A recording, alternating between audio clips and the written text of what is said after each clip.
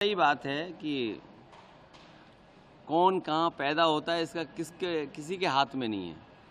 क्योंकि मैं उस परिवार में पैदा हो गया इसलिए मैं यादव हो गया। आप किसी और परिवार में पैदा हो गए तो आप वो हो गए। लेकिन एक अच्छी बात यह है कि इधर लोग जागरूक हो गए हैं और जागरूक होकर के पूरे देश में ये बहस छिड़ी हुई है। हर जाति ये चाहती है कि उसकी गिनती हो। पूरे देश में एक अच्छाई ये आई है कि हर व्यक्ति चाहता है कि उसकी जाति के बारे में गिनती हो और जानकारी हो।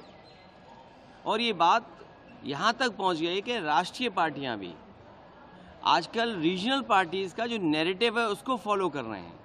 मुझे याद है लोकसभा में जिस समय नेताजी थे, शरद यादव जी थे, आदरणीय लालू प्रसाद यादव जी थे और दक्षिण भारत के बड़ी संख्या में नेता, रीजनल पार्टी के बड़ी संख्या में लीडर्स ये मांग कर रहे थे कि जाति जनगणना हो, जातियों को गिना जाए और गिन कर के उनको अधिकार और सम्मान मिलना चाहिए। ये लड़ाई लड़ी गई थी, उस समय सरकार दूसरी थी और वो लड़ाई आज भी चल रही है। अब सोचिए, कांग्रेस भी कह रही है कि हम जाति जनगणना कराना चाहते हैं, बीजेपी भी दबी जुबान कहती है कि हम जाति जनगणना कराएंगे।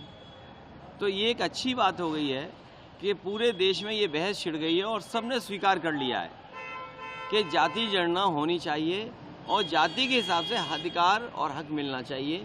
जो बाबा साहब भीमराव अम्बेडकर जी का संविधान है, जिसमें सामाजिक आर्थिक रूप से जो गैर बराबरी है उसको दूर कैसे किया जाए, उस दिशा में जो आरक्षण है उस पर काम हो। और उसमें कई दल तो ये भी मांग रहे हैं कि दक्षिण भारत में जिस तरह सीमा टूट गई है आरक्षण की, वो सीमा तोड़ी जाए यहाँ पर। क्योंकि हमारे जो साथ हैं यादव महासभा में तो हैं ही हैं, लेकिन ये हमारे पारिवारिक इनसे रिश्ते भी हैं।